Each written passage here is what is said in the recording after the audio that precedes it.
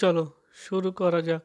এখন আমরা ষষ্ঠ শ্রেণী ভূগোল বইয়ের পঞ্চম অধ্যায়ের জল, স্থল, বাতাস এই অধ্যায়ের সমস্ত প্রশ্ন উত্তরগুলি আলোচনা করব, যেগুলি পরীক্ষায় আসার মতো প্রতি বছরই আসে। প্রতিটি লাইন খুঁটিয়ে খুঁটিয়ে টেক্সট বই পড়ে পড়ে প্রশ্ন উত্তরগুলি তৈরি করা তোমাদের সুবিধার জন্য। তোমরা খাতা বই নিয়ে বসে যাও এবং কলম নিয়ে এসো। অবশ্যই প্রশ্ন উত্তরগুলি খাতায় সুন্দর করে লিখে নাও, তাহলে তোমাদের পড়তে সুবিধা হবে এবং পরীক্ষার আগে এগুলি মুখস্থ করে পরীক্ষা দিতে যাও। আশা করি তোমাদের রেজাল্ট অনেক ভালো হবে, এই আশা রাখি। আমাদের এই অধ্যায়ের প্রথম প্রশ্ন হলো, আকাশকে নীল দেখায় কেন? উত্তর, বাতাসে প্রচুর ধুলোর কণা, জলের কণা ভেসে বেড়ায়। দিনের বেলা এগুলোই ধাক্কা খেয়ে সূর্যের আলো 7 রঙে ভেঙে যায়। এর মধ্যে নীল রঙটা সবথেকে বেশি আকাশ জুড়ে বিচ্ছুরিত হয়, তাই আকাশকে নীল দেখায়। পরের প্রশ্ন হলো, বায়ুমণ্ডল কাকে বলে? বায়ুমণ্ডল কাকে বলে? উত্তর, পৃথিবীর গায়ে চাদরের মতো লেগে থাকা বায়ুস্তরই হলো বায়ুমণ্ডল। পরের প্রশ্ন হলো, ভূপৃষ্ঠ থেকে প্রায় কত কিমি পর্যন্ত বাতাসের অস্তিত্ব আছে? উত্তর, প্রায় 10,000 কিমি পর্যন্ত। পরের প্রশ্ন হলো, বায়ুমণ্ডলে নাইট্রোজেনের পরিমাণ কত? উত্তর, শতকরা প্রায় 78 ভাগ। পরের প্রশ্ন হলো, বায়ুমণ্ডলে অক্সিজেনের পরিমাণ কত? উত্তর, শতকরা প্রায় 21 ভাগ। পরের প্রশ্ন হলো, কয়েকটি নিষ্ক্রিয় গ্যাসের নাম লেখো। উত্তর, আর্গন, নিয়ন, হিলিয়াম, হাইড্রোজেন, মিথেন, ওজোন, জলীয় বাষ্প প্রভৃতি। পরের প্রশ্ন হলো, বায়ুমণ্ডলে ট্রপোস্ফিয়ার কত কিমি পর্যন্ত বিস্তৃত? উত্তর, ভূপৃষ্ঠ থেকে 16 কিমি পর্যন্ত বিস্তৃত। পরের প্রশ্ন হলো, ট্রপোস্ফিয়ারের অপর নাম কি? উত্তর, ক্ষুব্ধমণ্ডল। পরের প্রশ্ন হলো, ট্রপোস্ফিয়ারকে ক্ষুব্ধমণ্ডল বলা হয় কেন?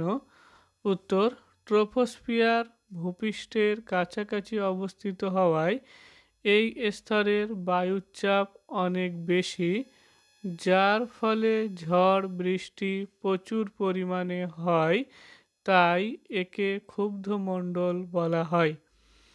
পরের প্রশ্ন হলো, প্রতি 1000 মিটার উচ্চতায় কত ডিগ্রি তাপমাত্রা কমে?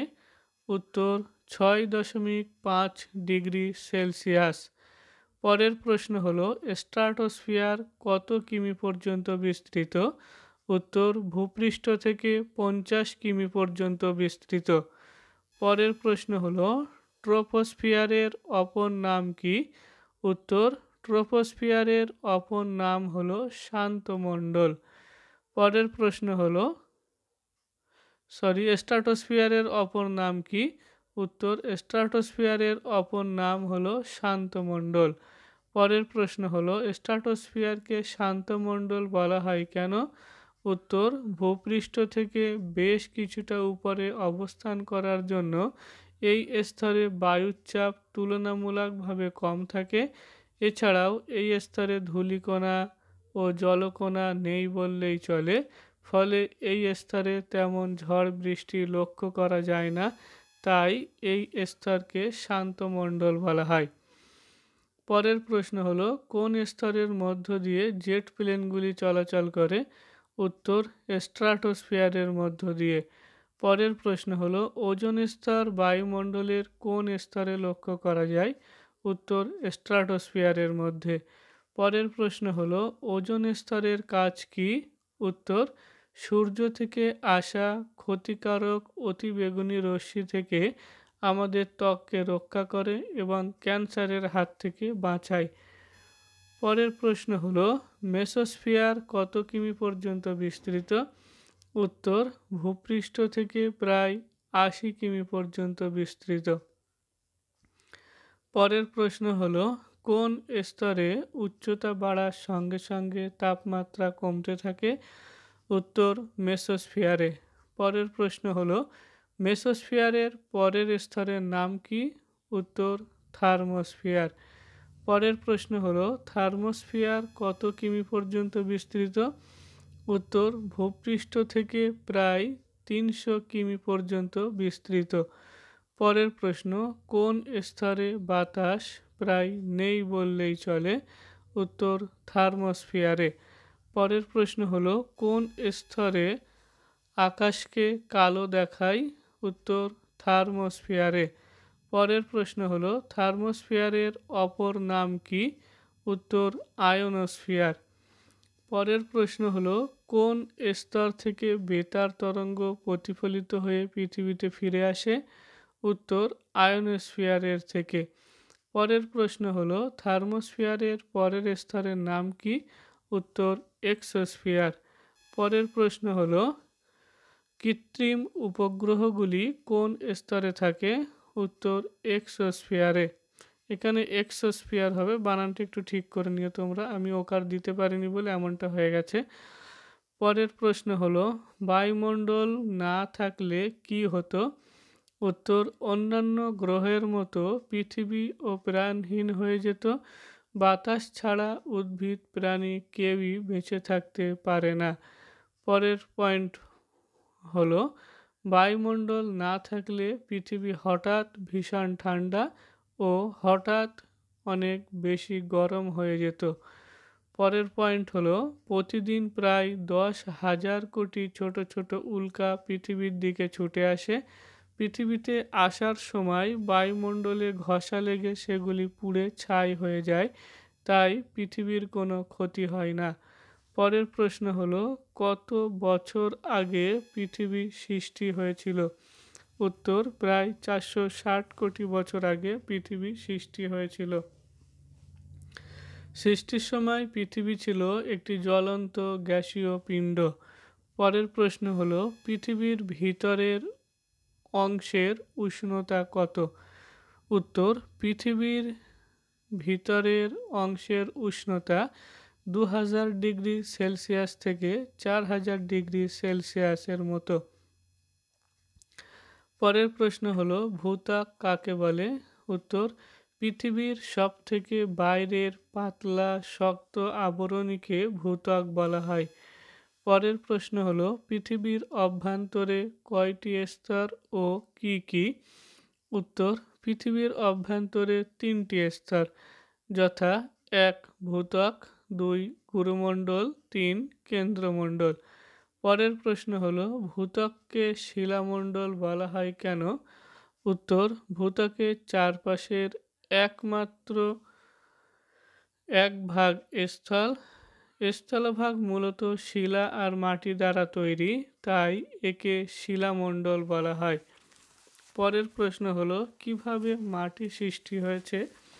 উত্তর হাজার হাজার বছর ধরে শিলা ধীরে ধীরে ক্ষয় পেয়ে চূর্ণ বিচূর্ণ হয়ে মাটি তৈরি হয়। পরের প্রশ্ন শিলামণ্ডল থেকে আমরা কি কি ধাতু ও খনিজ পদার্থ পেয়ে থাকি? উত্তর তামা, লোহা, অ্যালুমিনিয়াম, চুনাপাথর, মার্বেল, জিপসাম প্রভৃতি পেয়ে থাকি। পরের প্রশ্ন হলো বায়ুমণ্ডল কাকে বলে? উত্তর বহু কোটি বছর আগে পৃথিবী ঠান্ডা হয়ে আকাশের জলরাশি বৃষ্টির আকারে পৃথিবীতে নেমে আসে। হাজার হাজার বছর ধরে সেই প্রবল বৃষ্টির জল নিচু জায়গায় জমা হয়ে সাগর মহাসাগর তৈরি হয়। পৃথিবীর এই মোট জলভাণ্ডারের নামই হলো বায়ুমণ্ডল। পরের প্রশ্ন হলো পৃথিবীর মোট কয় ভাগ জল ও কয় ভাগ স্থল? উত্তর পৃথিবীর 4 ভাগের মধ্যে 3 ভাগ জল ও 1 ভাগ স্থল। পরের প্রশ্ন হলো পৃথিবীকে নীল গ্রহ বলা হয় কেন? উত্তর পৃথিবীর মোট আয়তনের 4 ভাগের 3 ভাগই জল, তাই মহাকাশ থেকে পৃথিবীকে ঝলমলে নীল গোলকের মতো দেখায়, তাই পৃথিবীকে নীল গ্রহ বলা হয়। পরের প্রশ্ন হলো কত বছর আগে পৃথিবীতে প্রথম প্রাণের আবির্ভাব ঘটেছিল? উত্তর প্রায় ৩৫০ কোটি বছর আগে জলেই পৃথিবীর প্রথম প্রাণের আবির্ভাব ঘটেছিল। পরের প্রশ্ন হলো পৃথিবীর মোট জলভাগের কত ভাগ সমুদ্রের জল? উত্তর, মোট জলভাগের শতকরা ৯৭ ভাগই সমুদ্রের জল, অর্থাৎ লবণাক্ত জল। কত ভাগ স্বাদু বা মিষ্টি জল? উত্তর, বাকি শতকরা ৩ ভাগ জল নদী, জলাশয়, হ্রদ, হিমবাহ এবং মাটির নিচের ভৌমজল। পরের প্রশ্ন হলো জলচক্র বলতে কি বোঝো? উত্তর, সূর্যের তাপে নদী, জলাশয়, সমুদ্র থেকে জল বাষ্প হয়ে বাতাসে মিশে উপরে উঠে যায়। বাতাসের সংস্পর্শে এসে জল ঠান্ডা হয়ে জলকণায় পরিণত হয় এবং জলকণাকে আশ্রয় করে মেঘ হয়ে ভেসে বেড়ায়। অনেকগুলো জলকণা একসঙ্গে জুড়ে গিয়ে বড় জলকণায় পরিণত হয়। তখন বাতাসে এই জলকণাগুলি ভেসে বেড়াতে পারে না, পৃথিবীতে বৃষ্টি আকারে নেমে আসে। এই বৃষ্টির জলই আবার নদী বা সমুদ্রে ফিরে আসে। এই যে পর্যায়ক্রমিক ঘটনা, এটাকেই বলা হয় জলচক্র। আমাদের এই অধ্যায়ের প্রশ্ন উত্তর এখানেই সমাপ্ত হলো। তোমরা অবশ্যই প্রশ্ন উত্তরগুলি খাতায় সুন্দর করে লিখে নেবে। যদি তোমাদের ভিডিও থেকে প্রশ্ন উত্তরগুলি লিখে উপকার হয়, তাহলে অবশ্যই তোমরা তোমাদের বন্ধু বান্ধবীর মধ্যে এটি শেয়ার করে দেবে, তারাও যেন এমন উপকৃত হতে পারে। পরবর্তী অধ্যায়ের ভিডিও পেতে আবার পরবর্তী ভিডিওর দিকে নজর রাখো। অবশ্যই বেল আইকনটি ক্লিক করে সেখানে নোটিফিকেশান অল করে রাখো, যাতে পরবর্তী ভিডিও সবার আগে পেতে পারো। এই বলে আজকের ভিডিও শেষ করছি। দেখা হবে আবার পরবর্তী ভিডিওতে ইনশাআল্লাহ।